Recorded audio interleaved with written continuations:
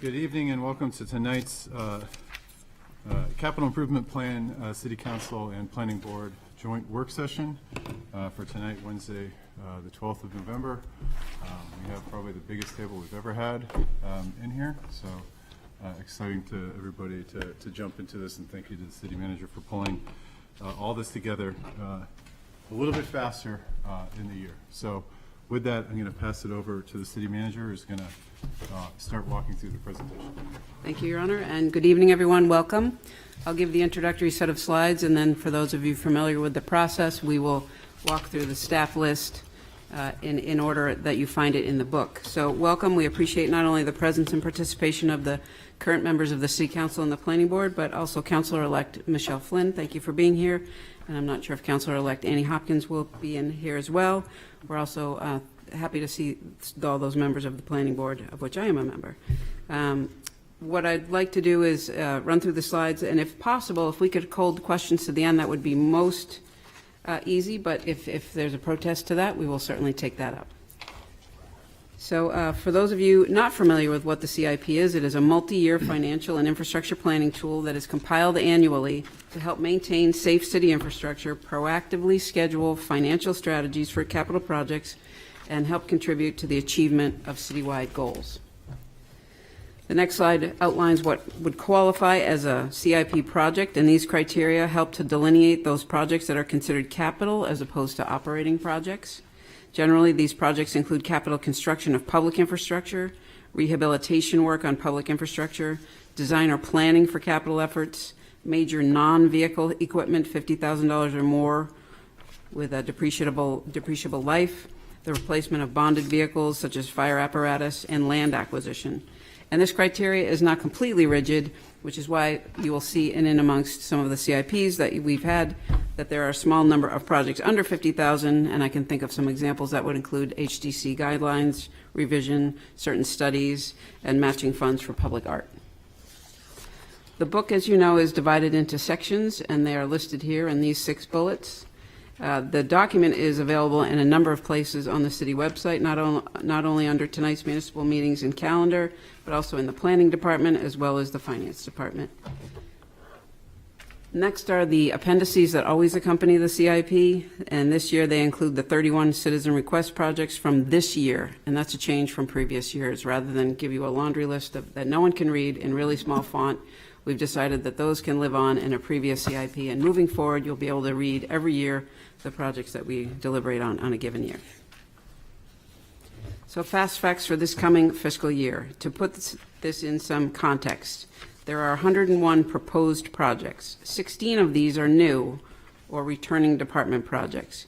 3 are new projects as a result of citizen requests, and 82 are carryover projects from last year's CIP. In addition, there were 16 projects removed from the CIP, generally because they are complete and wrapped up and in process. Also new to the process of the CIP is an easier to read and easier to navigate layout.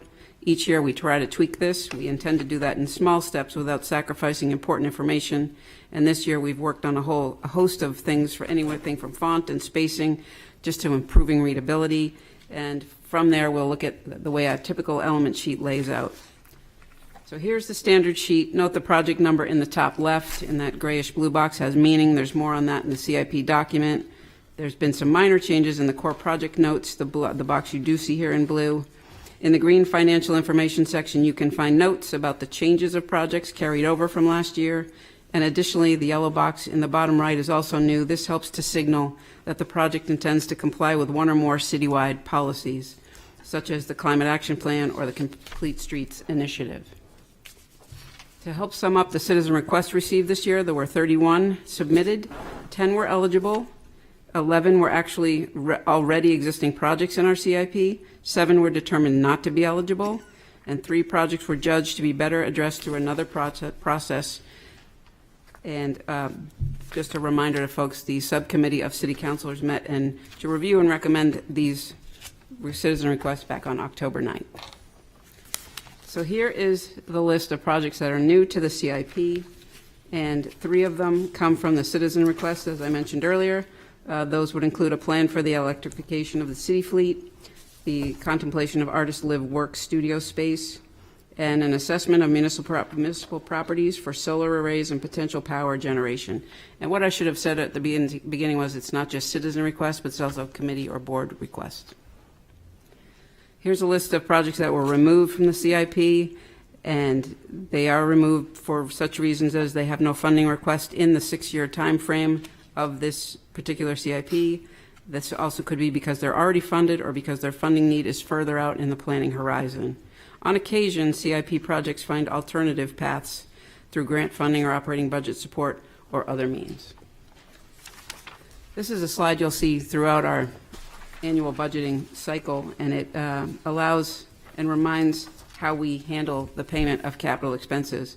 First is the pay-as-you-go funding or capital outlay, and the city policy that directs capital outlay says that no more than 2% of the prior year budget may be allocated toward capital outlay. Last year, we allocated 1.08% of the prior year, and in this year's proposed CIP, we're looking at a total of $1.95 million for capital outlay. That amount is $390,000 higher than last year. It represents a ratio for capital outlay of 1.3% over the prior year budget. So we're still staying in that range we'd like to stay at. And we've stayed fairly stable in the last 4 fiscal years. Next would be the slide about debt service. This is not cash. This is the other way to handle capital costs, and it represents our principal and interest costs for long-term borrowing. And the city policy directs that net debt service must remain below 10% of the annual budget appropriation. Last year's net debt service was calculated at 7.97% of the budget, and this year it's proposed at 8.04. We are trying to stay in line with that.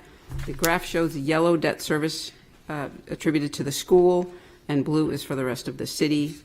And although the out years of the CIP are projected to challenge and somewhat leap over the 10% limit, as those years move closer, the priorities are always applied and reassessed, and the net debt service levels are always managed back to an acceptable range.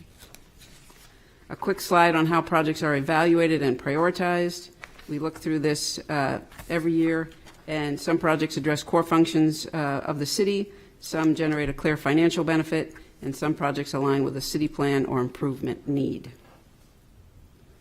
Here are some global CIP thoughts, and I won't read the whole list of bullets, but it's important to remember that the CIP itself is a plan. It's not a commitment. It has no direct funding attached to it until such time as it is incorporated and adopted with the annual budget. And the first year of the adopted CIP is used to help build the non-operating portion of the budget, and that's important in the order that we approve things in. The council can and does adjust in the budget process as they determine and see fit. The addition or modification of any project calls upon the same limited resources and can be expected to have an impact on timing or priority of other projects. Long story short, we have limited resources and many competing interests for those limited resources. The last slide in the introduction section is a timeline of events. If it's in gray, it means it's already happened. And if it has a person next to it, it means all the opportunities for public input, tonight included. And coming up after tonight will be the council opening a public hearing at their meeting, followed by the planning board considering the CIP at their meeting on November 20th. And then the goal is to adopt the CIP at the December 8th council meeting to move it into the formal budget process. So now I will stop at this point, and happy to answer any global questions about CIP. And if there are some, great. And if not, I will ask Fire Chief Bill McQuillan to take the first slide as soon as I pull it up. Any global questions on the process? Not yet? Okay. All right. Okay. Chief McQuillan, take it away. Good evening. Bill McQuillan, Fire Chief, and I'm going to bring you through the first few slides here. The first project we have on the Capitol tonight is the vehicle replacement program for the city's fleet of ambulances. We received an ambulance earlier this year, and this program would replace the ambulances in the subsequent 3 years. We have 4 in our fleet, and that's the goal. The second item this evening is the replacement program for the city's fireboat. Currently, as you see here, we have a rigid hull inflatable, which is rather dangerous for our crews to be operating this time of year, to be able to go out and do these search and rescue missions in poor weather conditions. So we're looking to get something that's more enclosed and more suitable for our mission. Next slide.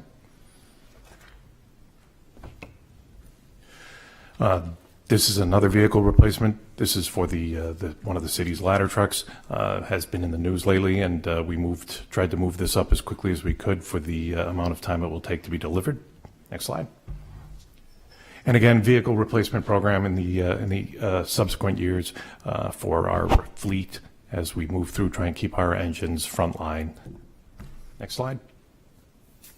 And this is a continuation of that program in FY29. And then the final fire truck to be replaced in FY31. This is a vehicle, the heavy rescue that's in the out year, fiscal year 32, to be replaced, carries specialized equipment. Peter, I think this is you. So Peter Britz, Director of Planning and Sustainability. We have the element sheet for the electrification of the city fleet. And this element item is to develop a plan for electrifying the city fleet. We have $50,000 for this fiscal year, and the idea is that with this plan in place, then you're eligible to receive grant money, which we found in a past round of the Granite State Clean Fleets Grant. Thank you. This project is to replace the firefighters' protective equipment. As you see here, we're in the last year of a 3-year project to replace everybody's equipment. Then we take a break, and then the project resumes in 3 years to keep everybody's protective ensemble within a 10-year lifespan. Excuse me. This project is to update the city's cardiac defibrillators and monitors that we carry in the ambulances. We bring the newest technology and most up-to-date equipment and put them in the frontline ambulances, and then retire the older equipment to different vehicles that are less busy and less likely to be used. Good evening, Mark Newport, Police Chief. This is showing our allocation for police body cams that we started in FY24, and also tasers. We were able to bundle the packages together to get a better price, and FY27 showing money that will be allocated over the next 5 years. And this will be a replacement plan at the end of the 5 years for the body cams. We won't need it for the tasers, but this FY27 is the allocated amount. Thanks, Chief. We're on to the second section, buildings and infrastructure. This, excuse me, this project replaces the roof at Fire Station 1, which is more than 35 years old, in an effort to try and keep the facility up to date. This project updates the roof at Fire Station number 3 to complete the roof assessment plan that the facilities had hired, where we replace all 3 roofs at the fire stations in the city. And speaking of that, Fire Station 2 will see a new roof replacement in the next couple of weeks, correct? Starting on Monday. Here we go. This is a project that started as a new police department facility, is now migrated to the municipal complex upgrade. We had already started this in FY24, where some money was allocated. We've used 1.4 money of that previous money that was allocated out of 4.2 million. FY27, we'll still be working with that and looking at moving the balance into FY28 for 38 million.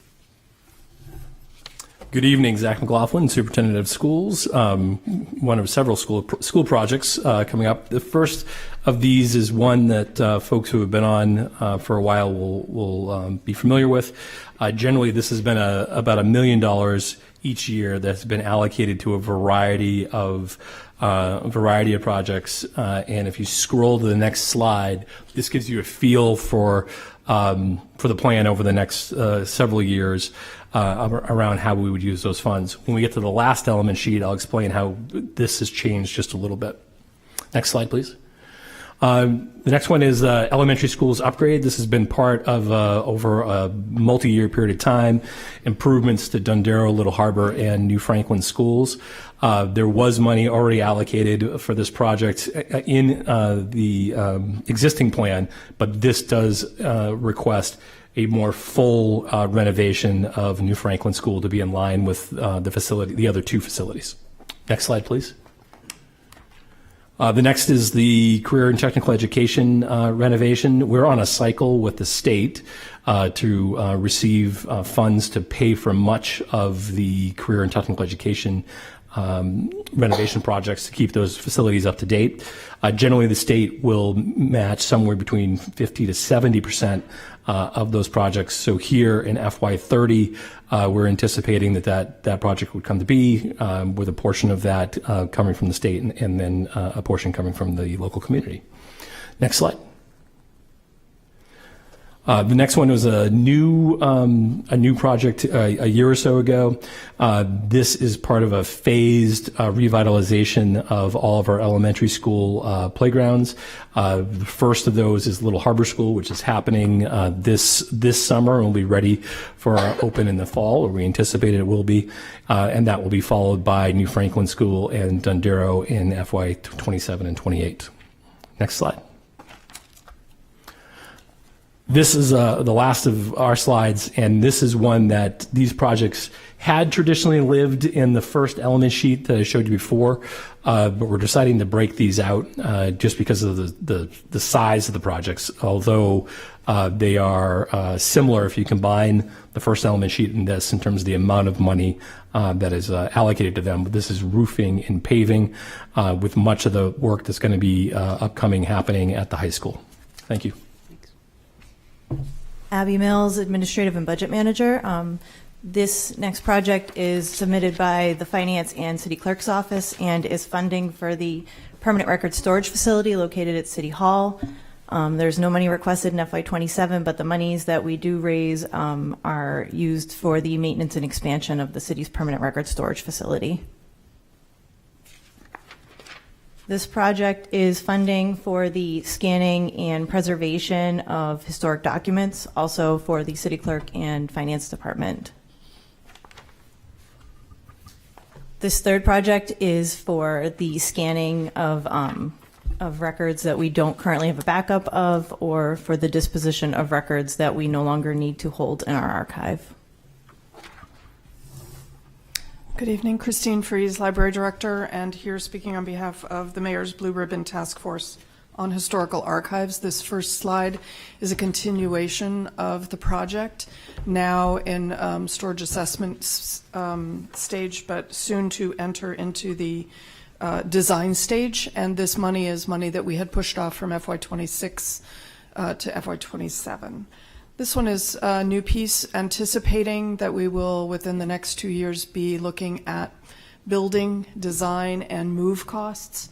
This money is anticipating those costs for hardware and for any building or renovation that might come up first. Good evening, Sean Clancy, Assistant City Manager for Economic and Community Development. This first request is from the Public Art Review Committee, and they are requesting continued funding to support the requisition and maintenance of public art throughout the city. This request represents year 3 of an ongoing request to support the Public Art Trust Fund. Park continues to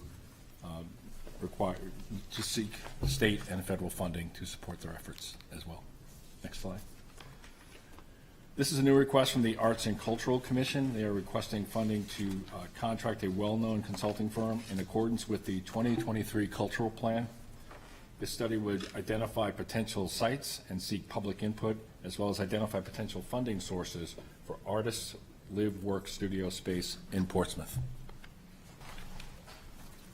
This slide is for land acquisition. There's no funding requested for this year, but it's a placeholder for every 5 years to try to raise $500,000 for land acquisition to protect Portsmouth conservation land.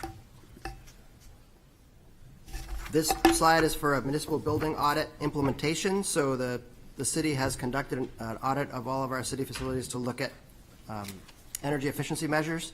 This element will fund some of those measures. This element is for a microtransit study.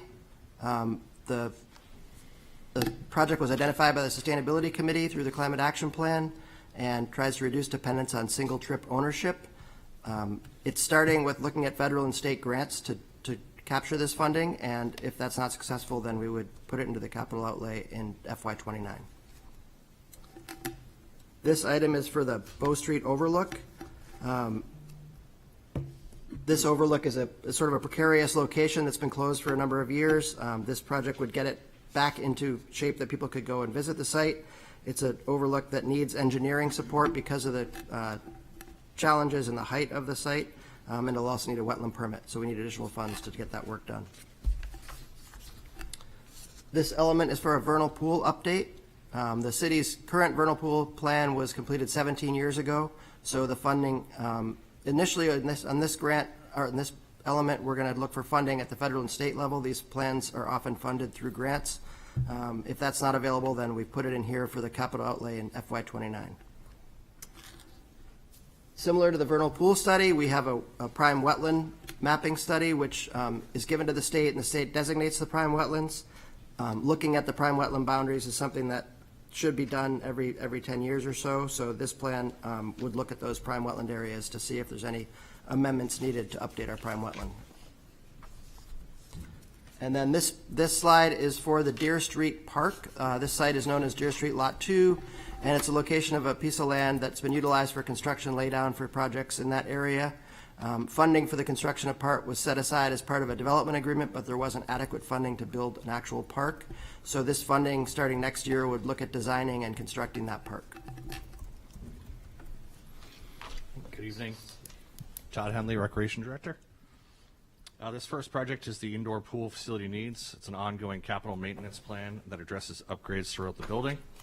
The next major project is adding more dedicated parking in FY29. The Save the Indoor Portsmouth Pool Trust will contribute 35% to projects of $25,000 or more. Next is South Mill Pond Playground. With the playground being replaced, this project is to construct ADA-compliant permanent restrooms at the South Mill Pond Recreation Complex in FY29.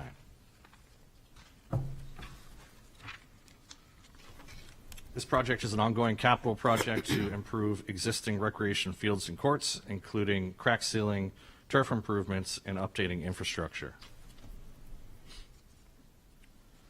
Lastly, this project funds the upgrading or replacement of city playgrounds.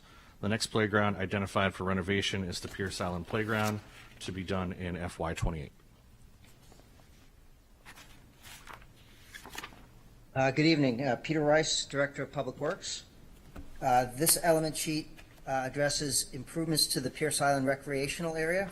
It's a continuation of work that was originally started in 1999 through a master plan, and it'll address upgrades to the boat launch, dog walking area, the volleyball courts, potentially a new additional volleyball court, and ongoing trail maintenance. Next item is the continued improvements to the community campus as follow-up to the significant upgrades that were done this last year. The roof and HVAC system needs some attention, so these monies go towards that. The next slide, please. These monies go towards improvements to the city's parks and monuments. They improve furnishing, signage, walkways, landscaping, and drainage in the areas. Next slide. The city's okay. Yes, thank you, the tree and greenery. The city's been a tree city for over 20 years. These monies would go to improve the tree canopy throughout the city, especially in the downtown area, to where difficult areas are for planting trees. Next slide. This slide addresses Prescott Park facilities separate from improvements associated with the master plan, as well as Fortree Island. The monies identified this year are for replacement of the roof and siding at the Fortree Island bathroom, which recently had some ADA renovations. This would complete those improvements. This is just a slide showing that this slide has been identified as part of the master plan. At this point, the Phase 1, which is raising the Shaw Building and Players Ring, is in design, but no additional monies are being requested. Next slide, please. The City Hall's HVAC system is in dire need of improvements. We're anticipating that these monies will likely shift over to the municipal complex project that the chief had referenced earlier. But these monies would go towards improving the City Hall's HVAC system. Next slide, thank you. The city's solid waste collection system has historically been on a rear-loading compactor system. The industry is moving towards side-loading systems, which are much safer. And what it does is it reduces the number of staff from 3 per vehicle to 1. So one of the challenges we face is safety with our staff, as well as maintaining adequate staffing for the operations. These monies would go towards helping with the transition. We would be looking to purchase toters for residents to make it easier for the transition for residents. Next one, please. Next slide. Thank you. The recycling center has been identified in need of upgrade. This is something that's been identified for a number of years, and what we're hoping to do in the near term, we're identifying some money in 28 to build a shed to start a swap shop, which is something that residents have been requesting for quite a while. Next slide, please. The city maintains 6 historic cemeteries throughout the city, and they are in varying degrees of need of maintenance. We are currently working on design for improvements to a replacement of the wall at the Point of Grave Cemetery. If some of you have been out there, you've seen a section of the walls collapse, and there's some Jersey barriers there. So we are planning over the next year to do the design, and then in 28 we've identified monies for the replacement. The next page has a number of deferred projects that have been identified by the Historic Cemetery Committee. The city owns a number of retaining walls throughout the city. These monies go towards upgrades and maintenance of those facilities. Next slide. As probably you all know, the north side of I-95 has a sound barrier being built. Working with DOT, they've made it clear that the southern side of the city is not eligible along I-95. We are holding this slide in the hopes that we will be able to figure a way to work with the DOT to come up with a plan that would allow for sound barriers on the south side. But at this point, it is purely there's a placeholder, and we will continue to work with DOT to see if that can happen. This is monies that go towards our citywide facilities. The next page after this has a list of deferred projects or maintenance that needs to be done throughout the city. And then next slide, please. This identifies an opportunity working with Eversource. We've identified a means of eliminating a number of overhead utilities along Market Street and across the North Mill Pond, which has some large aerial towers. So these monies are identified to facilitate a cost sharing with Eversource as these projects come forward, so that we are able to work towards that goal.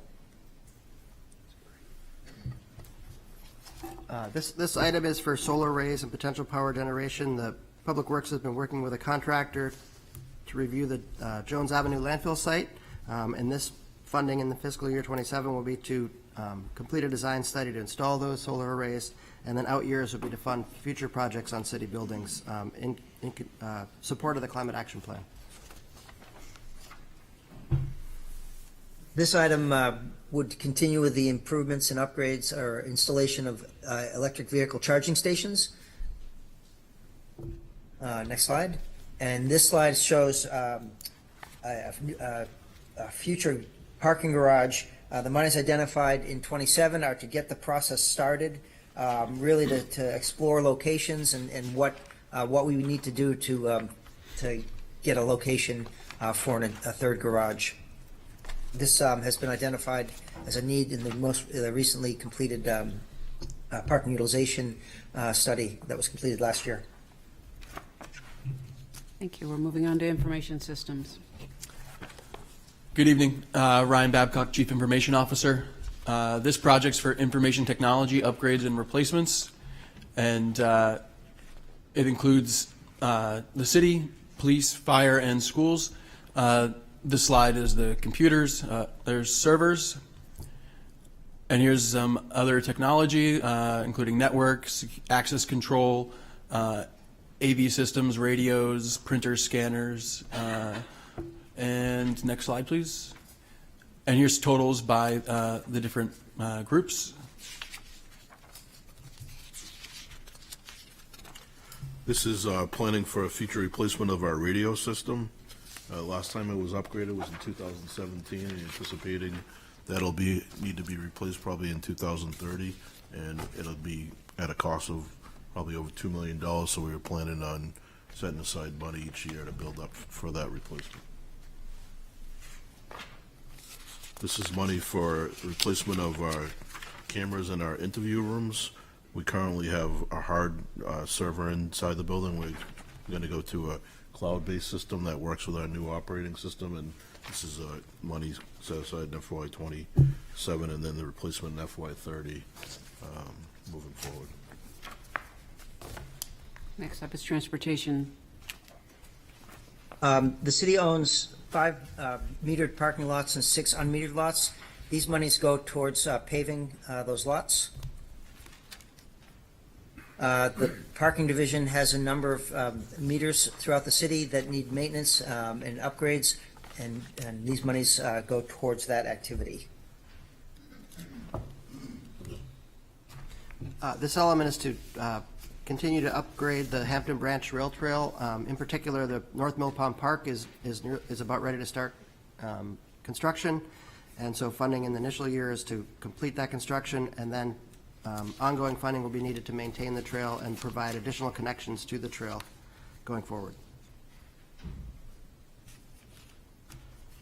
This item is for the bicycle pedestrian plan implementation. There was a lot of support for this plan from citizen requests, and it's important to note that the following page has a list of elements that are identified by staff and citizen requests as high priority items in the plan, and those will be implemented as we go forward. The idea is to do the implementation of things in conjunction with infrastructure projects where possible to try to have some cost savings as we go forward. So we've listed all the elements that were high priorities here. This item for the Market Street side path has been pushed out. It was from Kearsarge to Maplewood. It was slated as a CMAQ project at New Hampshire DOT, Clean Air Mitigation Grant, and that state funding has shifted, and so this project's been pushed out a few years. The US Route 1 side path construction, a lot of work was done recently by New Hampshire DOT to identify the location for that side path. However, that project also, along with a lot of other New Hampshire DOT projects, have been pushed out, and funding's been adjusted. So we're working with New Hampshire DOT to get this back on track, but it's been pushed out for a number of years, as you can see here. In conjunction with that project is the crosswalks and signals that go along with it. That timing has been pushed out to be consistent with the Route 1 side path construction. This element sheet addresses an ongoing project. It's a phased project to do improvements in the Elwyn Park area to address traffic calming as well as pedestrian improvements. In addition, it'll address some drainage challenges in the area, and it's anticipated the first project, which is already funded, will be done this summer while the school is out, and then we anticipate that rolling into the next 4 years of projects. This is a project for a bicycle pedestrian improvements to the Greenland Road, Middle Road corridor. As I said before, we put a whole bunch of high priority elements from the bicycle pedestrian master plan on an element, on a separate sheet, and this is one of those projects. So this work will get done as the timing allows. And then this is for Market Square upgrades. As you know, there was a Market Square master plan recently completed, and following completion of that plan, funding is being programmed to implement the recommendations found in the plan. That's not starting this year, but fiscal year '28. This element sheet, similar to the Greenland Road bicycle path project, has been moved to the bicycle pedestrian master plan.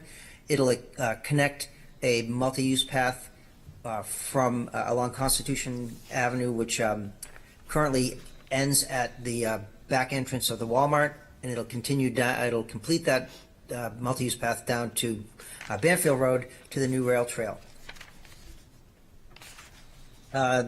This project, the wayfinding system identifies an out-year monies to continue improvements to our wayfinding system. If you've noticed recently, there's been some pedestrian wayfinding signs go up.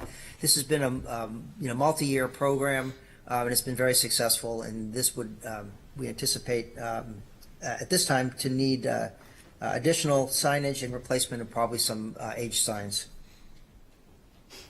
Next slide, please. This is part of our biennially identified monies for sidewalks.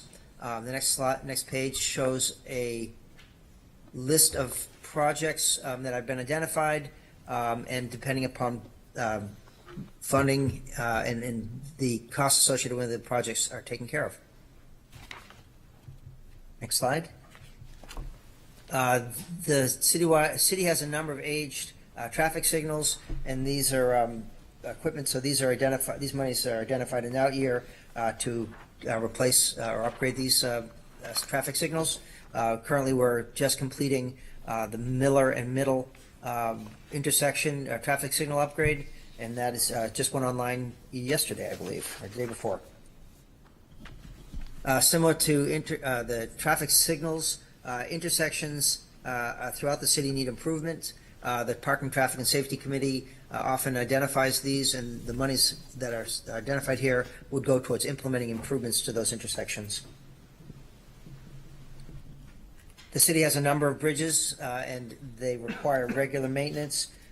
Monies identified this year, we're asking for a little bit more than typical because we need to do a bid for sealing the concrete on a number of the larger structures, specifically Sagamore Bridge, which is about 13 years old now, is in need of siloxane sealing of all the concrete surfaces. Next item. Traffic calming is identified periodically in the Parking, Traffic, and Safety. These are mainly driven by resident requests and concerns about speed in their neighborhoods. There's a number of locations that have been identified. These monies go towards speed feedback indicators, rapid flashing beacons, and depending upon the application, potential speed bumps and speed tables and things like that. They're typically coordinated with other projects, but these monies are there to help enable those types of activities. Similar to the sidewalks, we have biennial money that is identified for our street paving and management. The next page shows the back list of streets. Probably the biggest challenge for us coming up is going to be Middle Street. So that is one we will obviously have public involvement in that, but that should be coming up in the next year or so here. Next item is similar to Portsmouth. We have an agreement with Pease through an intermunicipal agreement to maintain their roadways, and this slide identifies monies biennially, and the next slide shows the streets that are identified for improvements. Junkins Avenue is in need of significant work. Sidewalks as well as the culverts need to be addressed. These monies are identified to address those challenges. Next slide. Madison Street roadway has been requested to have sidewalks and improvements for a number of years. This is identified in 29. However, we're coordinating this with water and sewer improvements in that section. So that is identified further in the coordinated. Eric Fiedler will speak to it in a bit. This last item is, funding has been removed for this project, and it's pending council direction. Next up is enterprise funds. First, water. Good evening. It's Eric Fiedler, City Engineer. I'll try to crick my neck here. First item is for annual water line replacements. This is a recurring funding for every other year to replace our aging water infrastructure. We've increased the funding levels to accommodate for price escalation. And the goal, though, is to coordinate these monies with complete street projects where available. Well station improvements, again, this is recurring funding for well maintenance and capital improvements. This fiscal year, there's a little bit more for some resiliency and generator improvements along with some piping interconnections at some of our wells. Reservoir management, this is funding for out-year projects to look at some water quality improvements at the reservoir. It included for managing iron and manganese as well as some of the naturally occurring cyanobacteria in the summers. Next item. Water storage tank improvements. We're doing some painting and coating improvements going out to bid in the winter, but this is for out-year funding for additional tank replacements in the future. So, the water transmission main. Again, this is out-year funding for this. Phase 1 was completed last year, and the city can maintain both mains across the Little Bay independently now. They seem to be working pretty well. So again, this is the city is working to identify funding sources for this increased costs on this project. Madbury Water Treatment Plant. The plant is getting to be 14 years old, so these are monies for targeted CIP projects for equipment and age system replacements. Greenland Well Treatment. This is the last phase of CIP money for PFAS treatment facility at the Greenland Well. The money is requested. They account for cost escalations to complete this work. And then Portsmouth Collins Well Treatment. So this again is for design and then construction phase activities at the Portsmouth Collins Wells to mitigate PFAS contamination. The city anticipates Air Force reimbursement for this project. All right. Sewer enterprise funds. Similar to water with aging infrastructure. So this is recurring every other year funding for ongoing aging sewer replacements. These funding levels are maintained from the prior fiscal 26 levels, but the goal is to rebuild them as part of complete streets to kind of manage our costs. The next one is long-term control plan related projects. This is sequenced again with our the long-term control plan and consent decree requirements. We are performing some earlier activities to do some sampling and modeling, flow assessment type activities. We've got some state funding to participate that with a low interest loan and some grants. So we're going to front run a little bit of our long-term control stuff with because it's in the city's best interest to do that, but that's out years. Wastewater pumping improvements. This is recurring funding to address some of our 22 wastewater pump stations. We have a variety of aged equipment, and we continually upgrade and improve resiliency. The next one is for Sagamore. This is recurring funding for private sewer connections in the Sagamore Basin. We were given direction by council to fund it through fiscal 28. With the monies already previously allocated, we don't need to authorize any funding for fiscal 27 at this point. Mechanic Street Pump Station upgrade, we're kind of in the design and options analysis phase.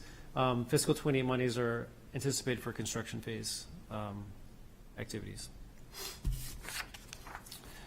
Pierce Island Wastewater Plant, this is recurring funding for aged equipment.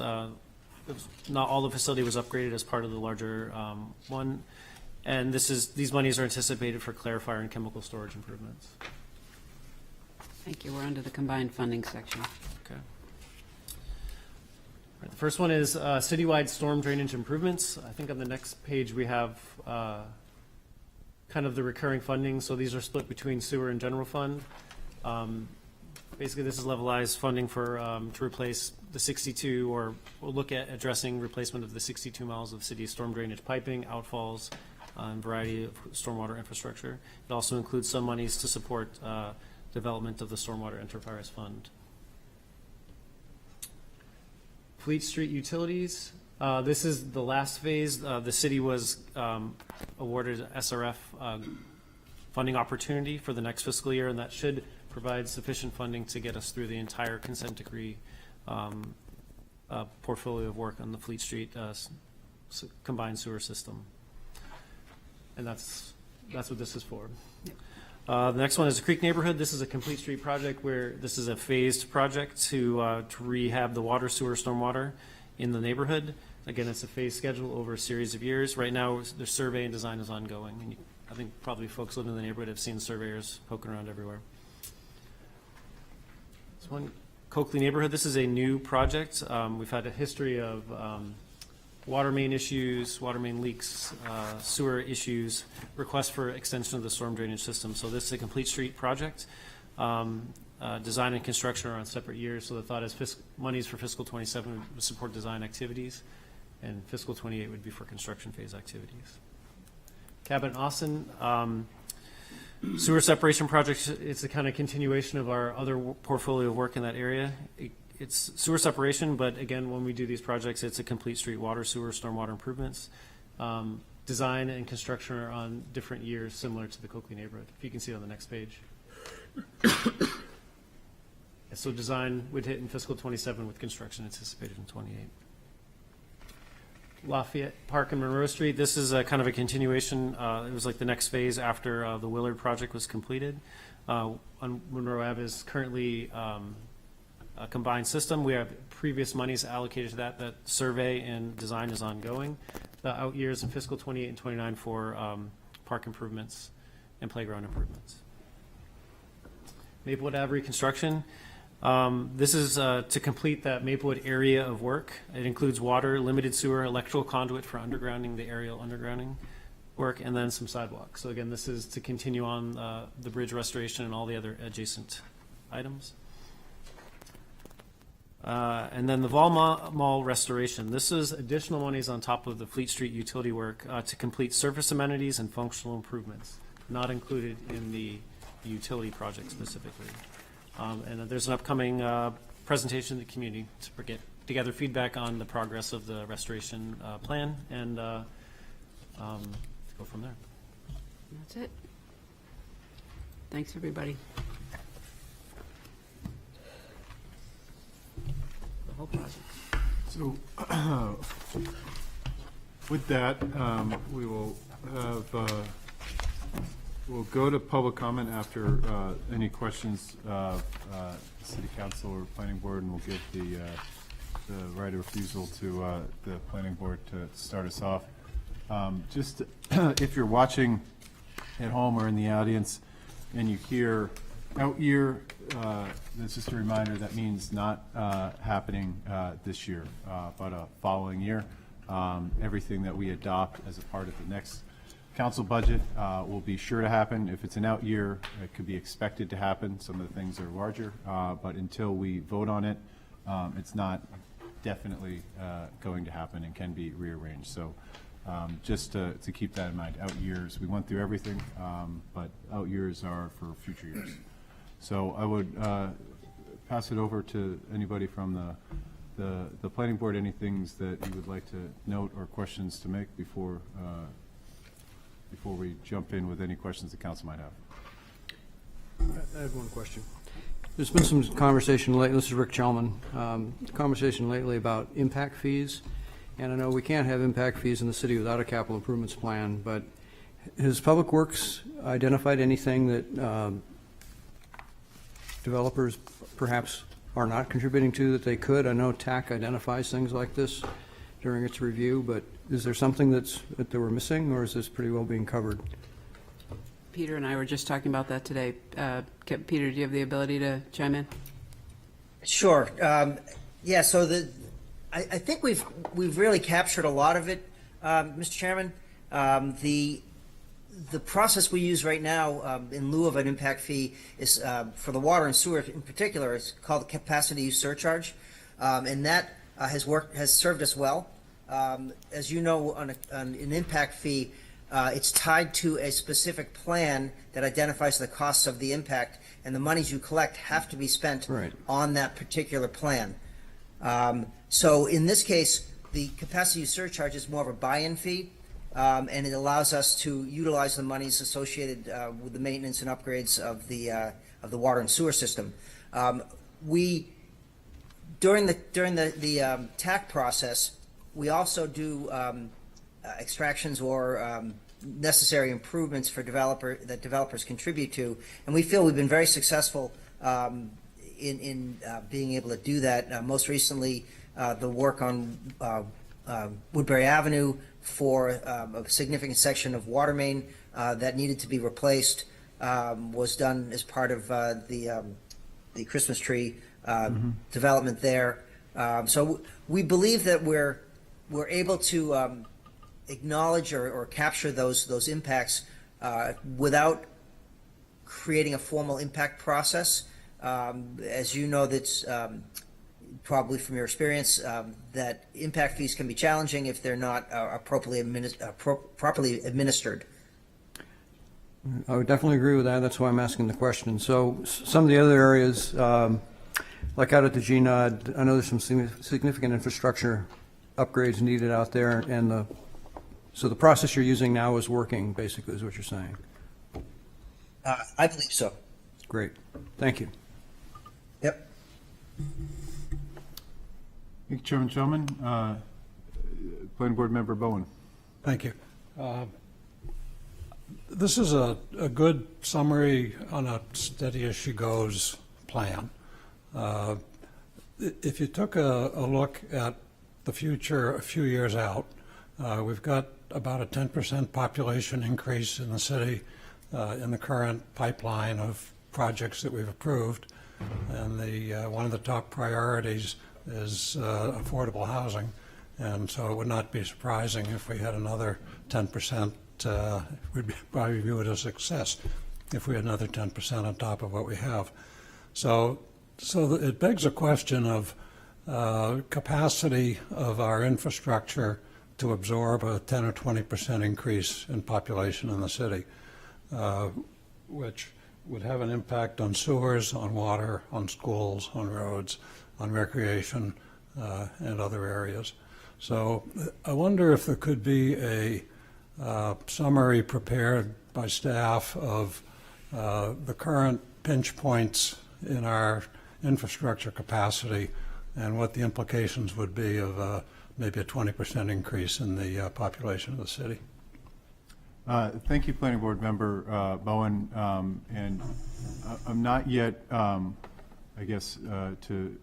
not confident that we're seeing a 20% impact over the next couple of years, but over a longer time period than that. But the question, I think, still remains. I think two ways that we can address that. The first, the master plan process, I think, is a good way to talk about all of that.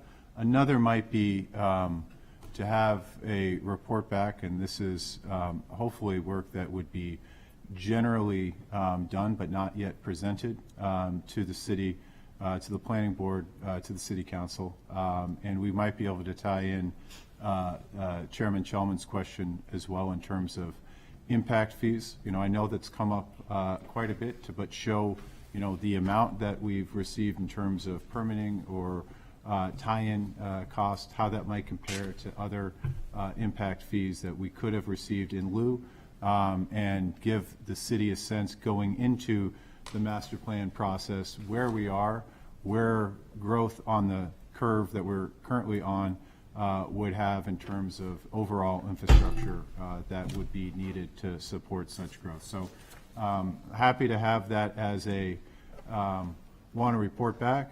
Also happy to schedule the work session on that between the planning board and the city council to discuss that work in a when we get to meetings, we can't really have discussions, we just have action. So if we had questions on that, it might be an opportunity to have a work session between the two. We could probably save some space of not having every department head there, and we could have a slightly smaller table, but not a hugely smaller table on that. But a good idea, and something that we can bring up at future council meeting to formally ask the report back of staff, including both those questions.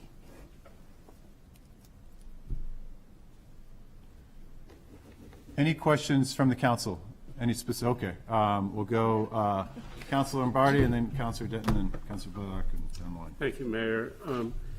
In going through this document, I was trying to understand 67% of the borrowing, I mean, is through bond, lease, stuff like that. I was trying to understand how much money has been how much debt has been completely resolved this year, and how much increase that is coming up in future years. Does that make sense?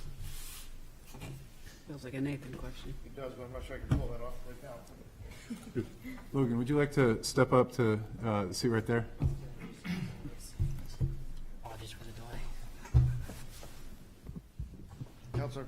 Counselor, I appreciate the question. If you give us a couple of minutes, I'll see if we can't spin back. As a part of the FY25 audit, we're preparing statistical documents, and somewhere in all of those, we can pull out retired debt and newly issued, so that we can try to answer that. Thank you. Councilor Denton. Thank you, Your Honor. So first, I'd like to thank everyone for including several of the Sustainability Committee's recommendations to help achieve our 2040 net zero energy goals, such as the fleet development plan. To that end, I do have a question for the Peters and then a comment. So in the plan itself, talks about the solar arrays for Jones Ave, sets aside $50,000 for this year to study it. If that $50,000 was increased, would other possible locations in the city be able to be explored at the same time this upcoming year? We're looking at that. Part of the energy efficiency audit already took a look at that. So we're trying to go through those numbers and see what we can do. But I don't think it's probably, yeah. I mean, I guess more money makes things go faster, but I think we have a lot of the information we need on the other buildings. Thank you. And then just a comment, I guess more of a heads up for the council itself, is I'm planning to motion to include funding in the CIP for the greenhouse gas inventories on a recurring basis. As everyone saw in the packet, they've been done in 2006, 2012, 2018, and 2021. While I understand that in the past, like UNH fellows have been used and there have been other sources, and that the city is recommending other sources of funding outside the CIP. Unfortunately, past greenhouse gas emissions tests have been less than what the standard is, and that's no one's fault. It's just that's what the product has been several times. And moving forward, a lot of the grants that have been out there require greenhouse gas inventories on a regular basis. I know there aren't many fellow grants now, but one to look at would be the EPA grant, which the state of New Hampshire obtained for their climate action plan, required that the state do a greenhouse gas inventory, which is up to standard. So by including in the CIP regular and reoccurring funding to do a greenhouse gas inventory, it would open up potential funding for other climate-related projects, which are in here, which say that we would like to rely on federal funds at some point, but we wouldn't be able to obtain those funds without a more reliable greenhouse gas inventory. Thank you. Thank you, Councilor Denton. Councilor Bullock, and then Councilor Cook. Thank you, Your Honor. And thank you to all the department heads and everyone for their presentations. I'm just going to go straight into it. The first one, I guess, is the bike pedestrian plan implementation. There's a lot in there, which I'm glad to see. I guess my questions kind of follow around. I'm more concerned with the access to the rail trail. I noticed there's been a lot more activity, a lot more kids on their bikes, and I just want to make sure that like neighborhoods have safe access to the rail trail, because then they can kind of access everywhere else. I know we had some citizen requests from Maple Haven to try to access their neighborhood, and there was some talk is it possible to access there through city land? I don't know if there was any look at that. I don't know if that's planning or. Do you want me to speak to it? Yeah, we're looking at that. There is a pretty good potential to access through city land. There's some wetlands that are an issue, but I think there's some ways around that and ways to get through there at Maple Haven and both north and south sides. Awesome. My other question, I guess, is regarding Peverly Hill. I just noticed a lot of these plans go around Peverly Hill, but Peverly Hill is not part of the plan. Is there any plans to put any pedestrian or any sidewalk on Peverly Hill at this point? Yeah, there's a shared use path on that the whole Okay. way. So that's I mean, the problem is timing, really. It's just taking a long time because there's a lot of property procurement to get through it. So it's just taking time. On that topic, I just asked Eric Ebian for an update on the Peverly Hill project. It's still in the final design phase with changes to the stormwater system being engineered. There will also be a recent ground survey for the new stormwater system being finalized with the design to follow likely by the end of this year. And once final design is completed, wetlands permitting is also needed, which may take months depending on the complexity of the impacts to the wetlands.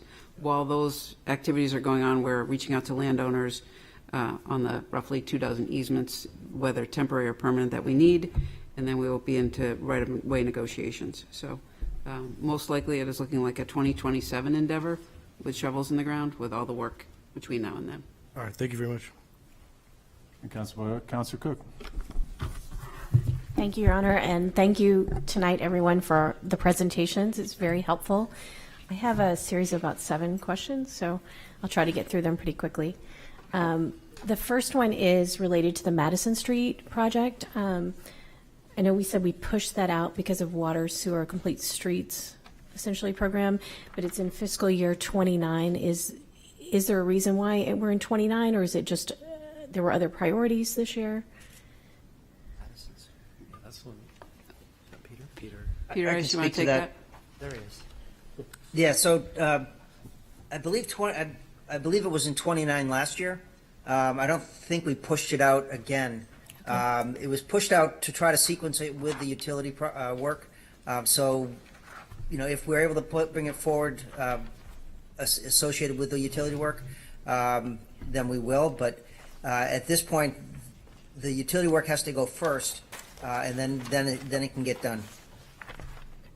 And we anticipate the utility work in fiscal year 28 or so? 27, 28, I believe. Okay. Eric, was that the? You talking Madison? It's Austin, that Austin area. Yeah, that's about the ballpark. That's what it syncs up with. All right. So, I mean, assuming it progresses and there's no like gotchas that happen. Fair enough. Thank you. The New Franklin School project, where we have $5 million allocated for this year and $5 million next year, which clearly the school definitely needs upgrades. My question is really around redistricting and anticipated student numbers in the school within 5 years, because I know that redistricting doesn't complete for 5 years. So will we be anticipating the same number of students at that school 5 years from now, hence the need for the additional classrooms? I think we feel like right now, with the existing number of students that we have, that we already offer objectively lesser educational experience than the other 2 buildings. What, if anything, we're monitoring what's happening with other housing that is within the New Franklin catchment area. So, if anything, we anticipate that could become, the need for additional space is only going to grow, depending on what's happening with other projects that are coming online in terms of housing inside of the New Franklin catchment area. What has happened up to this point, when we were really looking closely through redistricting about how new development impacts some of our what our student enrollment looks like, is depending on the nature of the development. So 1 to 2 bedroom apartments have not generally generated new students for us. but 3-bedroom apartments and then more standalone housing does. So a lot of the housing that we anticipate coming online inside of the area, the makeup of that housing will have a big impact on the needs going forward, connected with New Franklin. And a quick follow-up on that. Is there a way to accelerate the redistricting plan for the New Franklin students so that we definitely know that we're planning appropriately for the school? I don't want to do construction there and then find that we haven't addressed it adequately, because clearly the improvements are needed. Last year was a really difficult. The redistricting process was fraught with a lot of emotion, a lot of looking at data to come to the plan that we have currently. But we have a school board based committee that is going to be I think it's a biannual basis. We'll be re-examining those numbers and coming to conclusions about whether or not we're able to stay with the plan that we have in place at the moment. Thank you. My next question is related to the shuttle loop on page 88 of your study. Currently, we have funding allocated for the next 2 fiscal years coming from federal and state funds, but there is no indication that we're going to be getting any federal and state funds. If anything, the federal government is cut funds for transit, as has the state. So it's kind of wishful thinking that we have these 2 years, and we've pushed it out to fiscal year 29. Is there any planning for the staff right now to examine this independently, noting that we're unlikely to get funding in the next 2 years? I mean, you're right, it is wishful, but it was a thought that, there's a lot of competing priorities, and to try to get funding, that's one that often does provide funding on transportation side of things. So, but you're right, the state budget for funding has changed. It's the type of thing that would potentially be attractive for federal funding, but the idea was to try for 2 years, and if we couldn't, then we'd go for a line item. Okay, thank you. Historic artifacts between scanning and conservation, we have about $175,000 allocated in the capital plan. Given some of the discussion that's been evolving around the municipal building complex and space needs, is this going to be adequate to address the rapid need we're going to have for scanning city documents? I don't know how to answer that, but Abby, maybe you have a good handle on this. I can tell you that is not enough to scan what is in our current capacity between myself and the city clerk. So no, but it's also was done with the realization that there are competing priorities for city finances. Thanks. And on the South Mill Pond Playground, I'm thrilled to see the new accessible playground going in, and I'm really excited about that. I am a little concerned about the funding for an accessible restroom being pushed out to fiscal year 32, because kids can come to the playground, but they won't have a restroom to use. Where is the closest restroom that is accessible? Is it still downtown? I believe there's an accessible portable toilet. I'm looking at Todd, but I just drove by that site. Can you confirm that? Mm-hmm. Sorry, say that last part. Over by the South Mill Playground, the row of portable toilets. I believe one of them is accessible. Yes, we have accessible porta potties at all of our major rec facilities. But year-round, it would be the library would be the closest, correct? Correct. Mm-hmm. Right. And I'm asking specifically for a fully accessible restroom, not just a wheelchair accessible restroom, but one that has a full-sized changing table. I know that that's challenging. Yep. However, that has been talked about in these bathrooms that we're planning on installing. I believe that what you're talking about, Councilor Cook, was being contemplated for the Hanover Garage, but I would look for Peter Rice to confirm that. We are in the process of looking at additional bathrooms at the Hanover Garage down in the caged area, which is off of High Street. So that is part of the exercise that we're doing right now. So that's actually under evaluation. Thank you. Two more quick questions. The next is on citywide tree and public greenery program. I noticed we had $60,000 allocated this year, but we've lost a lot of trees to ash borers. Is this adequate to replace those trees and also address tree loss and replacement at Von Mall? Or I know that not all the trees will go back on Von Mall, but probably a few would go back. Funding is adequate. We're planting over 150 trees a year. The capacity of being able to water them and maintain them for the first 2 years of their lives to make sure that we have a high success rate. It makes it challenging. So we have a limited capacity in terms of how quickly we can replant. But we had tree and greenery this morning, and or was it yesterday? It's this morning. We are, we're well aware of the emerald ash borer impacts, and we're staying on top of that. But staff feels that we're positioned well to continue to maintain the tree canopy. Thank you. And my last question is related to cemetery improvements, noting that there was no allocation for this year. And I realize that we're in planning for repairs, especially that point of graves wall that is deteriorating. By not having that funding in this fiscal year, though, that pushes that project out at least a year and a half with cones sitting and in a very public, well-trafficked space for residents and tourists alike. I'm just concerned about safety for letting it sit for another year and a half with the deterioration of that wall. Was there some calculation that we couldn't do the planning in time to repair it this coming summer? We actually have some residual monies, about $130,000, I believe, $150,000, and we felt that was adequate to do the design. There are, it's a matter of we have a lot of competing things, and the work in the historic cemetery like that is going to be challenging.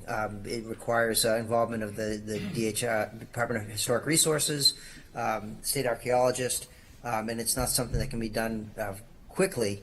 So we felt that having the monies that we have now were adequate to get moving forward, and that we would be in good position for when the monies were available in 28 to do the work. Thank you. Your Honor, Nathan's got a response to Councilor Lombardi's question, if it's All right. appropriate. So I think I understand that. I think I understood your question, and I'll provide you more information than you wanted. And hopefully I cover it somewhere in there. Okay. If I shared this with you and told you that over the course of FY25, the year behind us, we retired roughly $23 million of outstanding debt with payments that we made, and tell you that in June, we issued new bonds for approved projects in an amount just over $24 million, that FY27 in this proposed CIP would add up to $23.8 million. But remember, the challenge in that is that not all of these projects will be bonded in the same year at the same time. They will move forward at different paces depending on the costs involved in design or the shovel readiness of those projects. From a bigger perspective, we finish FY25 with a total outstanding bond of about $289 million. And remember that there are bond debt limits calculated by the state that we adhere to. We are limited on the city side, but sit at about 36% of that limit. There is a school debt limit, and we sit at under 5%, 4.7%. And there's also a water debt limit, and we sit at about 4.9% of that. As a give you perspective on not affordability, but legality, I guess, if you will, the capacity to borrow. Did that get close? Yeah, thank you. Okay. Thank you, Nathan. Councilor Tabor. Thanks, Mayor. I want to trod some of the same ground that Councilor Cook did on microtransit. I agree that our chances of getting that federal funding in the future years are slim to none.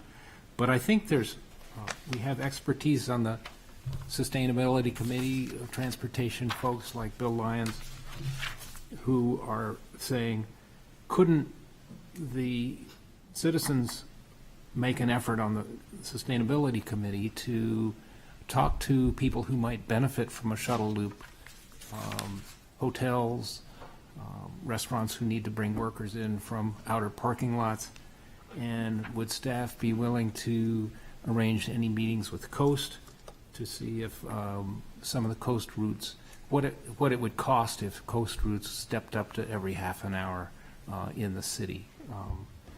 There's a desire, I think, in the Sustainability Committee to move ahead, knowing that we can't, or we have slim chances of getting this federal funding. So my question would be about staff support for that. It's also an economic development tool. Yes, sure. Thank you, Councilor. I think that's an excellent point, and it's one of the reasons we thought it would make sense to try for the federal money, but try to raise support for bringing in private interests on this. There's some benefits to some businesses in the community. There's some potential Coast could support it. So those conversations all haven't been had, so I think that's something that we should explore as we go forward in this. So I think that's a great idea. That's great. Thanks. Two more questions on New Franklin. How much of the $10 million that we're looking at in the CIP would go to New Franklin? And would we get, going back to the architect's presentation to the school board, there was one net new classroom that would be created and much better working space for conferences with special ed and things like that. Would we get those deliverables? What was the last part, Councilor Tabler? I'm sorry. We had people having conferences in supply closets. Oh, yes. And things like that. So would those things all be part of this particular proposal? Absolutely. It's the focus really of the proposal that, and I think you know this. We, on the heels of having a lot of citizens go through our buildings, that was the impetus for us going back to the architects and saying, if we're going to take this opportunity while we're going to do some renovating to put this building on par in terms of kind of per capita space and quality of the other buildings, what would it look like? And that's where this came about. And a lot of that focus ends up being then on intervention spaces for kids, so that we're not having students with disabilities receive services in supply closets or in hallways where they lose privacy, but instead they're in spaces that are on par with the design of the space in Dondero, where those are done in much more appropriate spaces that allow students to receive the types of services we want them to get. Great. And lastly, Prescott Park. We continue to carry the master plan as an item in the capital improvement plan, but no funding. What are the consequences if we go 5-7 years without doing anything to Prescott Park, given the sea level rise and the original master plan that dealt with that? Peter, you can handle that. Thank Yeah, you. so we actually aren't waiting at this point. We have monies from past authorizations to move forward with the raising of the Shaw Building and the Players Ring, as well as the Water Street and improved drainage in that area. So we are actually scheduled. We have a consultant we're working with, and we're working with historic preservationists. So this is a project that's ongoing right now. So we're not waiting for 5 years. So we're moving forward right now. Yeah, I think the tough thing is that the costs are going up so fast on that. For the whole program to move the Shaw Building and everything like that, would that be a correct statement? Yes, but I feel the funding that's been allocated to date should be able to get us the buildings elevated along with the roadway and some improved drainage. It's not going to have necessarily, all the amenities that were originally envisioned, but I believe it's going to give us the ability to build off of, and that we can do it in a manner that's cost effective and that's in keeping with the park and the park as it is really envisioned by the residents. Okay, well, that's reassuring. So why then have we got no funding shown in the CIP this year? Because we have about $8 million available right now to do this project. Got it. From Okay. from past authorizations. Right, and there you go, that answers the question. Thanks. Counselor Bullock. Thank you. Counselor Faber. I just had a couple more questions. Did notice the citywide maintenance, the senior center was listed as first to be tackled. I know the bathrooms of the library are a problem, but I didn't know if anyone could touch on what needs to be fixed at the senior center. The monies identified there were for carpeting.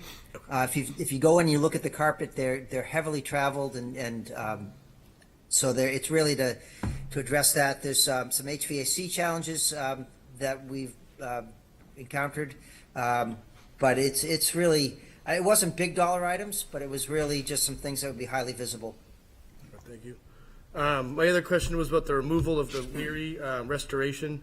I know there was some work done to the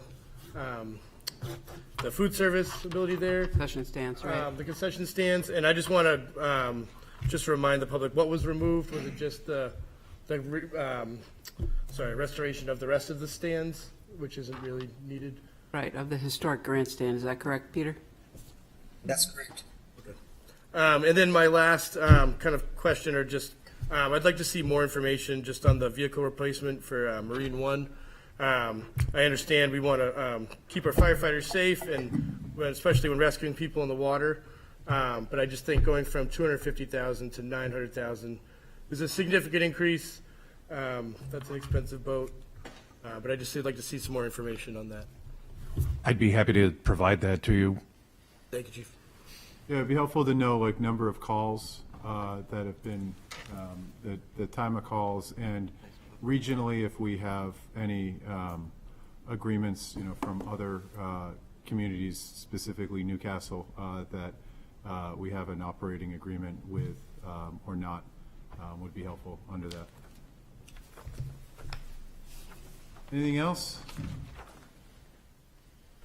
Just had a quick, it's great, you guys ask all the questions. I think that one thing I just had going through, I'm seeing under the $65,000 for the Artist Live Works studio space, I guess asking the same question that was asked of the microtransit study, if there's a way to augment folks that are on the committees with people that with staff time to save money and provide some of that work being done. Would just like that to be considered, and if there's not, to be able to do so, be able to spend the money out, but just to see if there's what we're getting from the, I guess, another way to ask the question, what are we getting from the study that staff augmentation to a standing committee would not provide? Is that helpful? Yes, thank you. All right. And then on the citywide prime wetland mapping and the vernal pool updates, I guess a large question on what would likely change out of that. Would we expect it to be more or less wetlands?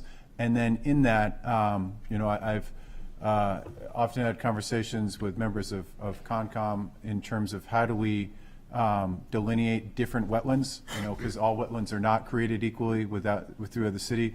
Would this give us a better allocation of what wetlands are worth or are absolutely critical and that we need to protect even more with funds, and what are ones that are not as prime or required to be able to maintain and be able to figure out a way that we might be able to get some fees in order to support some of the really valuable and critical wetlands. Does that question make sense?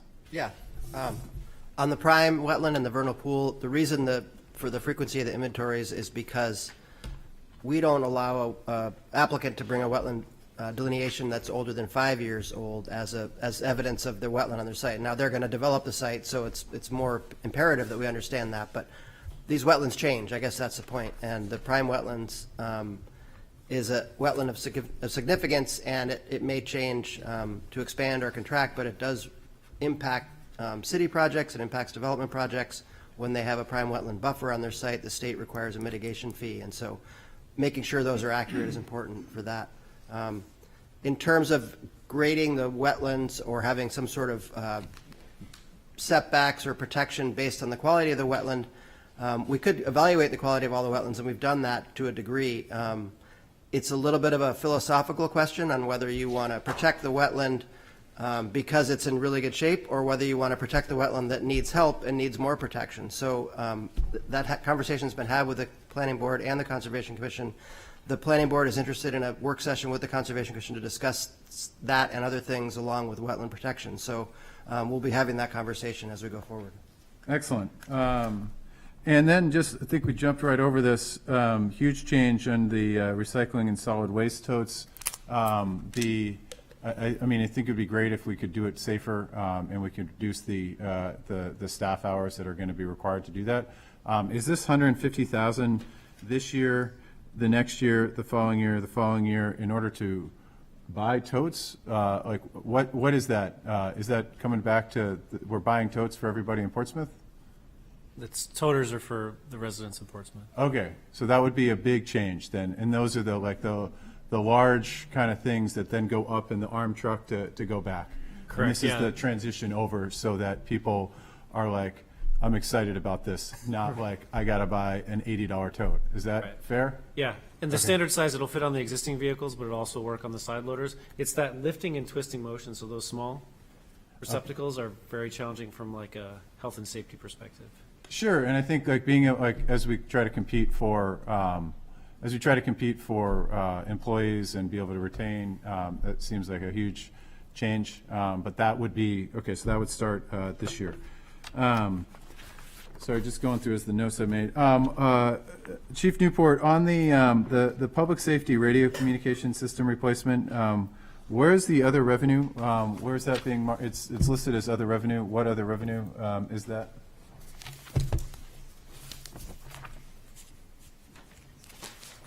And as I've gotten older, I like these paper things. It's easier for me to keep everything. I'm not sure I see where you say other, the other revenue, 300,000. Yeah.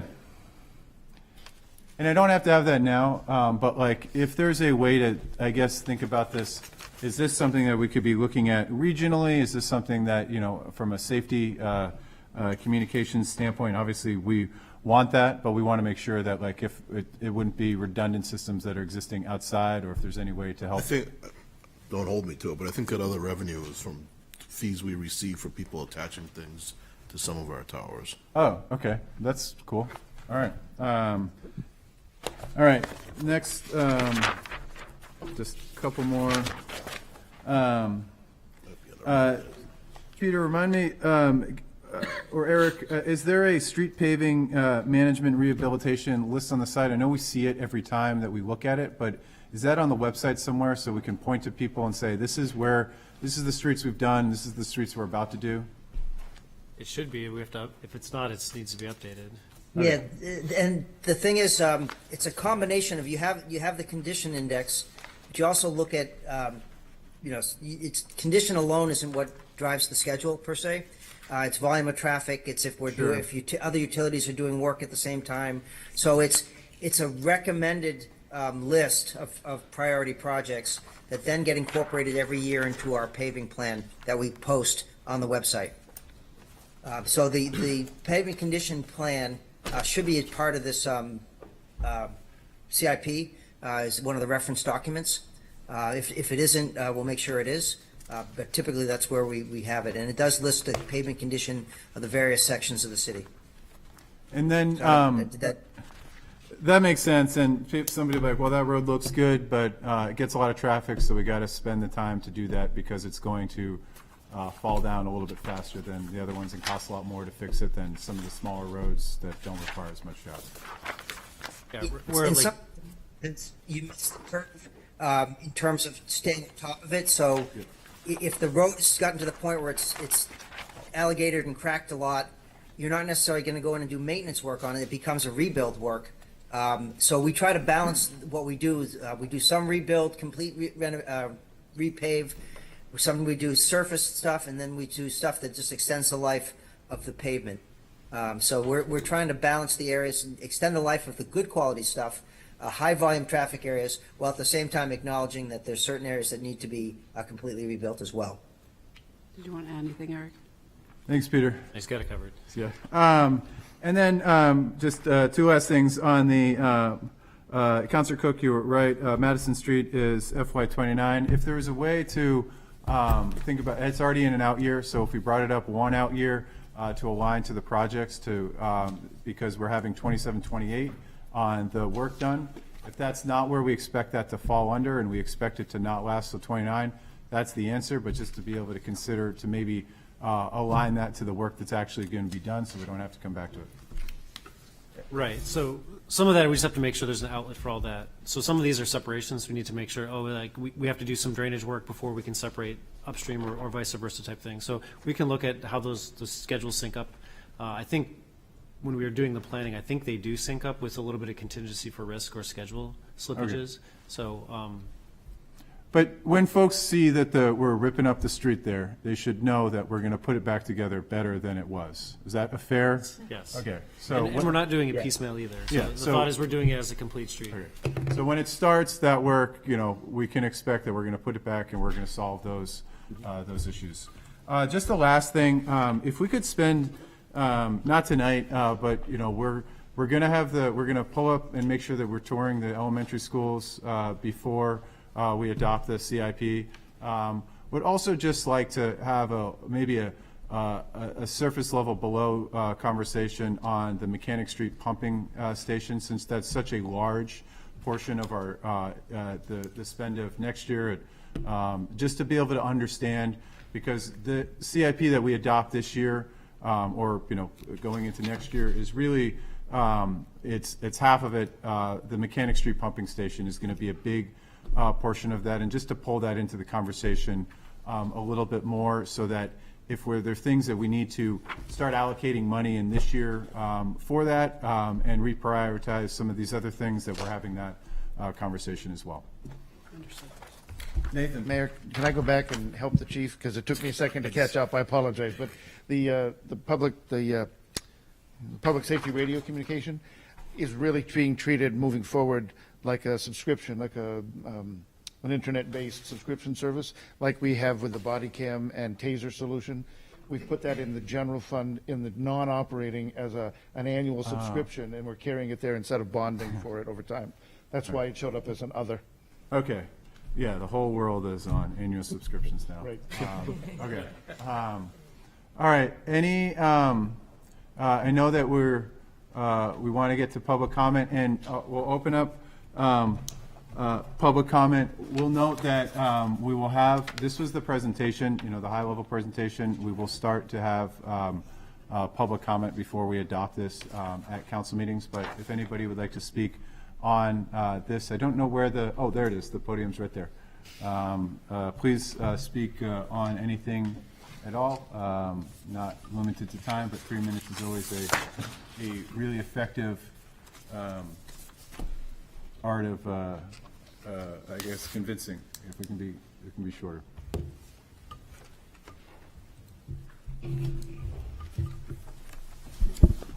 I think that was an invitation. Yes, certainly. Yep. Public comment. Open Great.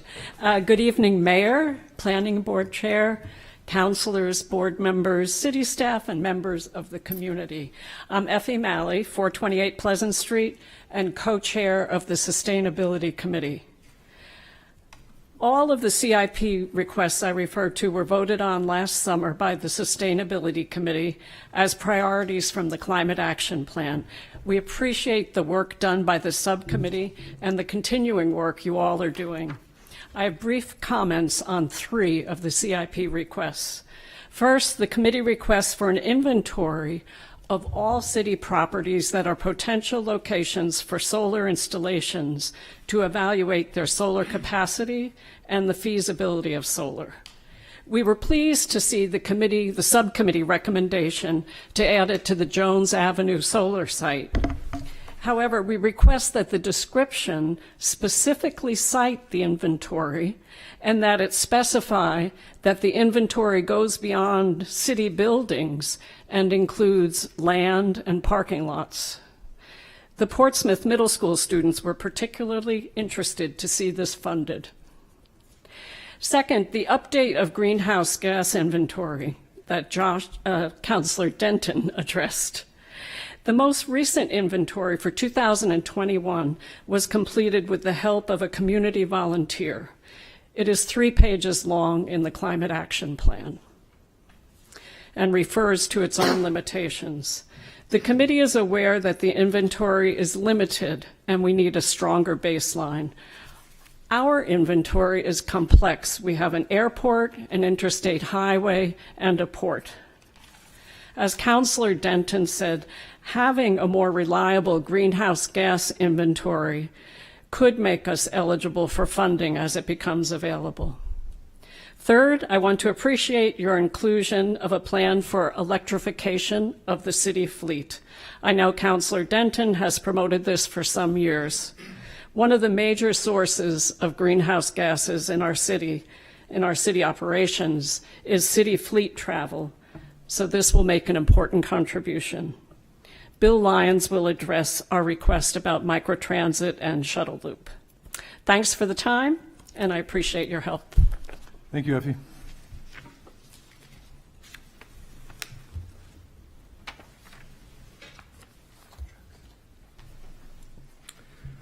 Good evening, all. I'm Bill Lyons, 62 Mendham Avenue, and a member, as Effie said, of the Sustainability Committee. My comments are in support of Project B12629 for microtransit shuttle loop feasibility study, and we'll expand a bit on the discussion from Councillors Tabor and Cook. This project was included in last year's CIP with staff recommendations to explore available state and federal funding after background research and work with Coast and the Rockingham Planning Commission. The Sustainability Committee proposed this project last year and added again this year as a priority to implement DTS 4 of the Climate Action Plan, which is linked to DTS 1 and 3 to expand public transit and implement the bike pedestrian plan. The project reflects citizen input from Portsmouth Climate Action and 2 community climate conversations on sustainable transportation. Transportation in the CAP is the dominant source of greenhouse gas emissions within Portsmouth at 60%. To meet the 2015 carbon neutrality target, it's critical that the city supports safe, affordable, and attractive options to reduce single-occupant vehicle trips, increasing from the stark 1% share of trips by public transit in this dense and walkable city facing traffic and parking strains. A microtransit option would provide an innovative approach to public transit with flexible schedules and routes on demand. A shuttle loop bus could be considered separately as a practical and limited first incremental step to attract new riders, possibly in combination in the future with microtransit as a hybrid. In addition to supporting implementation of the CAP, a shuttle loop provides important near-term benefits in support of several of Portsmouth's top priorities. For example, more frequent and direct connections along Lafayette Route 1 corridor between neighborhoods, schools, jobs and hotels, the West End Hospital, Sherburne School, and other PHA properties in C&J would greatly reduce transportation costs for residents of affordable and other housing. This might be done as simply as reconfiguring the current linear hourly Coast Route 1, Route 41 along Lafayette and Route 1 in Middle. When transportation is added to housing, many households face expenses over 50% of income. Or, as a transportation planner would say, a dollar spent on a bus may be the best investment in affordable housing.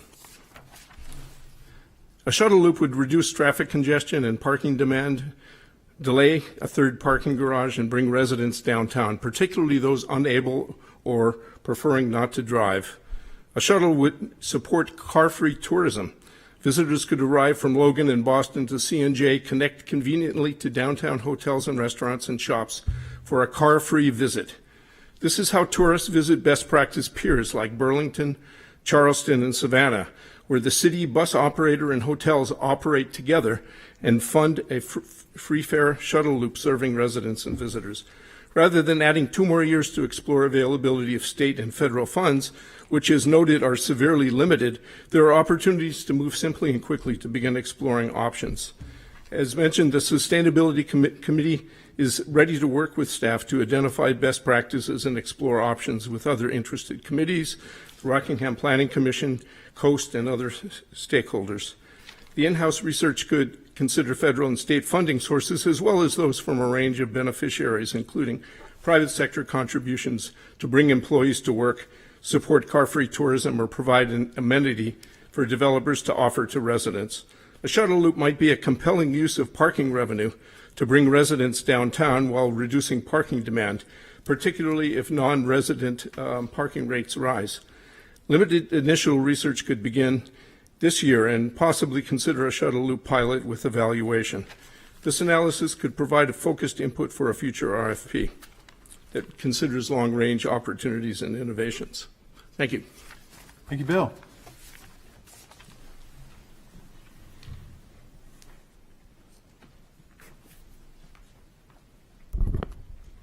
Julie Gallett, 10 Fletcher Street.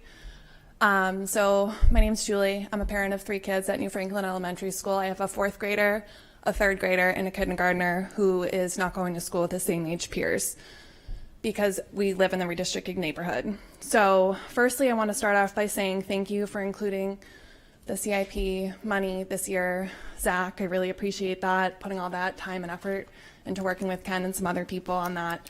Our school needs it.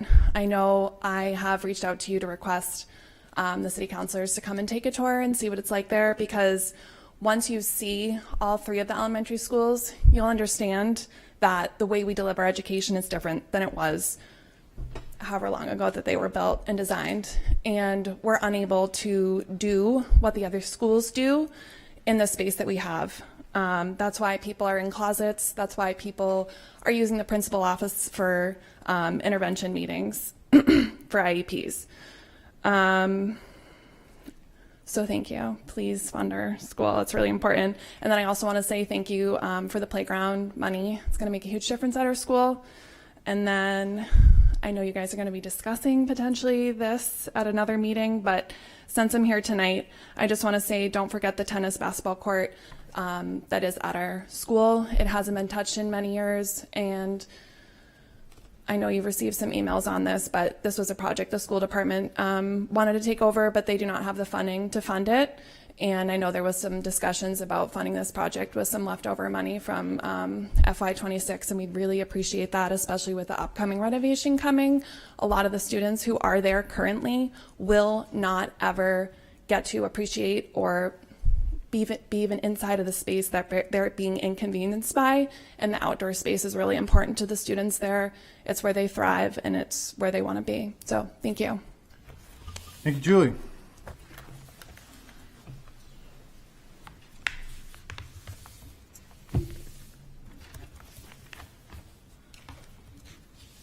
Good evening, everybody. Firstly, thank you for your time and opening us up to public comment. I'm another New Franklin School parent. Just want to kind of piggyback on some of the things that Julie brought up. Kyle, can you just state your name? Oh, absolutely. Sorry, I'm new to this. So Kyle Lawton, I live on 51 Clinton Street. So I've got a child right now in New Franklin School, and then I've got one on the way coming next year. So I am speaking as one of the families that had a child in early intervention utilizing the closet space. Now, we're eternally grateful that we had these services to begin with. They're hugely important, but just I want to take a minute to speak on my experience as a parent with a child that needed these early intervention services. You know, it's extremely stressful, you know, knowing that the point of these services are to help catch your child up to, you know, a level that they might not currently be at.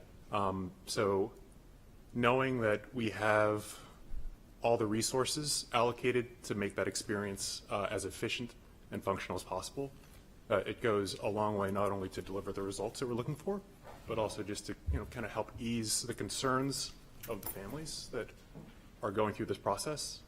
That's really all I have to say. And I came kind of unsure what the focus was with the CIP money. I was really happy to hear that this is a major concern, or it's a focal point of the money here. So, you know, as much as I'm here to advocate, I really just want to express appreciation for the seriousness in which everybody is taking this. So, thank you all, and appreciate your time. Thank you, Kyle.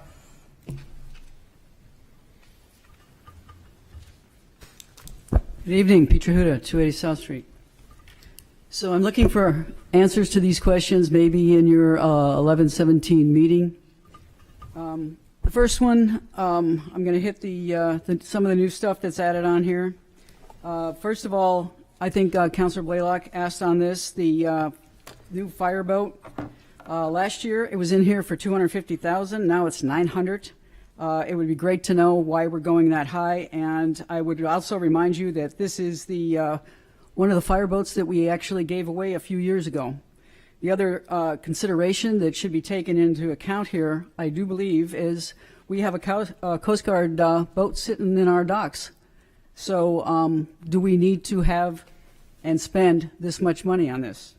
The next thing is I noticed in the bonding schedule, the new fire truck, the T5 for $2.5 million is scheduled for bonding in FY27. And when this was requested, it looked like it was not going to come in.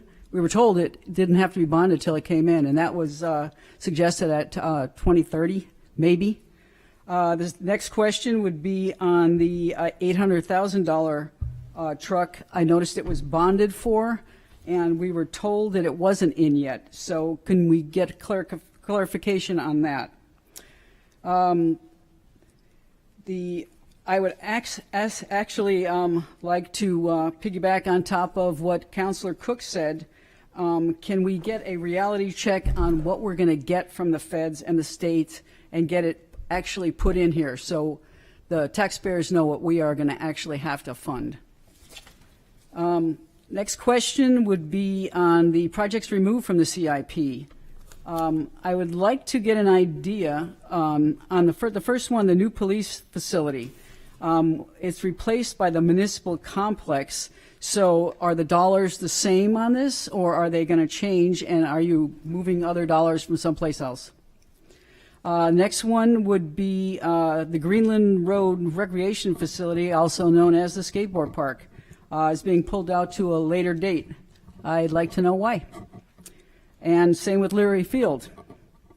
And on the outdoor pool aquatics upgrade and pool house, I think we have a lot of money sitting there so far that was authorized quite a while ago. So I guess my question on that would also be, why are we moving that out?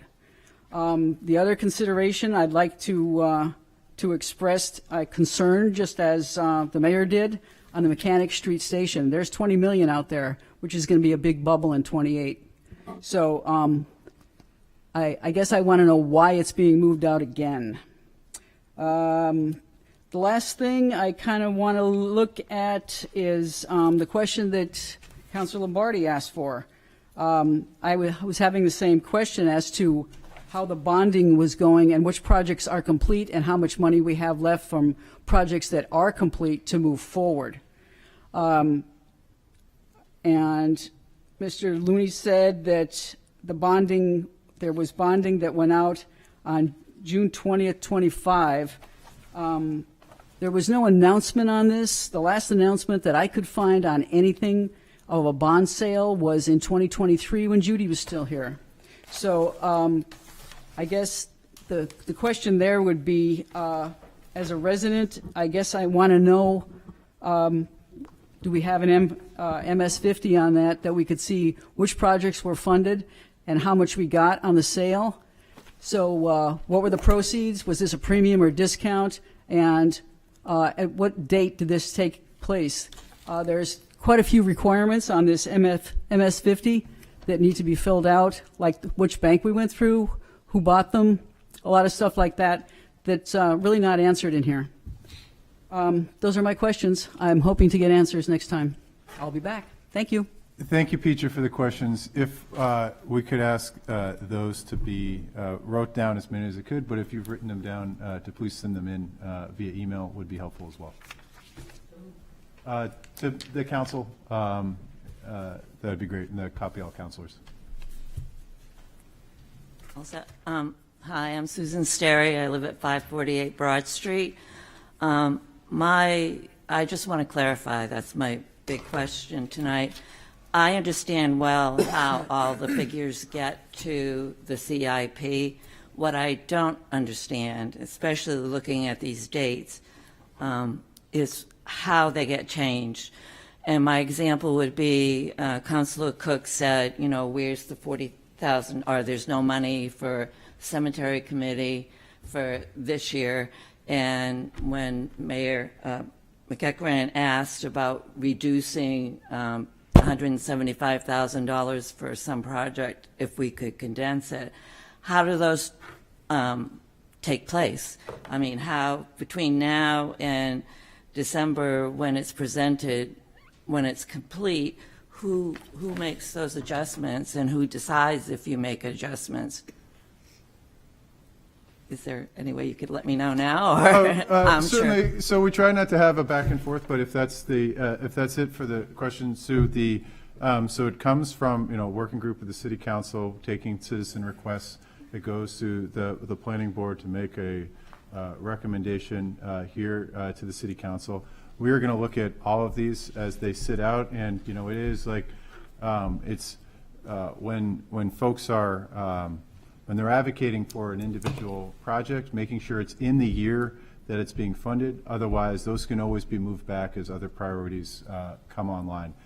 So between now and when we adopt the CIP later in December, we are going to be looking for as much feedback from the community as possible to make sure things that are in here need to be in here this year, and other things that might be pushed out, if there's a reason that we have not considered those, to pull those back into this year. Obviously, in doing so, we're going to have to pull other things that are out here or that are in here this year out to future years. And so this is the beginning of not the public process, because that has certainly been ongoing, but this is the allocation of what is going to be funded this year, and we're going to, you know, work hard over the next, you know, month and a half to make sure that we're able to, or month, to be able to do that, to support the budget process that we have, you know, that will begin in January. Thank you. I'm sure if there's anybody listening at home or watching it, they'll appreciate that information too. Thank you. Thank you, Sue. And to put a finer point, if you're watching at home and you see something that's here, that you have a question about being in here for this year, please reach out. And if you see something that you would want to be in here that's not in here for this year, please reach out. The more information we get, the easier it is. You know, a lot of times, you know, it will be a dozen, 2 dozen folks that are really advocating for one project. We appreciate that, but we also have to put it into context all of the things that that we need to get done in the city. So please reach out on anything that you see. I know that we've already received some emails on the CIP process. We expect to see many more before we're done, and we know that this is, you know, we're trying to pull this up because we wanted to influence our budget process going forward this year.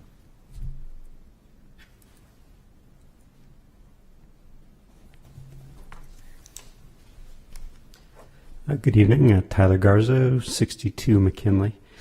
The bike ped plan, I'm very supportive, but it's time to start doing the hard work downtown, Middle Street. Biking is more than just recreation. The complete streets referenced in many places, and the bike ped plan, these plans are not permission slips to play with drainage, make the roads wider and more convenient for cars, which is basically what DPW is doing. $7 million in Elwyn Park is a perfect example of this, as is Coakley, as is Lafayette. The new parking facility, it's time to start talking about removing surface lots like Bridge Street. They are a tax loss for the city. And Bridge Street wasn't part of the city to begin with. That was Vaughan Street Urban Renewal. Finally, car infrastructure spending forces debt on future generations. Vehicle ownership, climate change, injuries and deaths, and increased taxes. 15% of this CIP traces right back to cars. Wouldn't we be a better community if this money was spent on education? Thank you. Thank you, Tyler. Any other citizens for public comment? Seeing none, I will thank the members of the planning board, not only for your hard work in preparing this, but for your time here this evening. And we will set up a time to have a further work session on both impact fees as well as expected growth that hopefully will be useful for the master plan. The next opportunity for public comment, I believe, is when we open up the hearing at the Monday, the 17th City Council meeting. You have an unlimited amount of time to speak there, although brevity is an effective form of communication. We will also be receiving emails and looking forward to responding to as many as those as possible. Before we adopt the CIP this year, we will be scheduling, I believe it's for December 3rd, a tour of the schools, but I'm looking at, we haven't confirmed that, and I don't know if we're legally allowed to do it while the schools are in session or if we do it after, but I think I probably know New Franklin as well as most. What's happening during the school is different than what happens after school. It seems like a lot of space after school. During the school, maybe not so much. So would like to be able to, figure out something that we could do along those lines. But again, just want to thank the departments. There's a lot of big things in here that we got to figure out. Appreciate the effort to be able to do so together and the work that went into preparing this. It certainly shows. So with that, we'll adjourn the meeting. Good night. Portsmouth.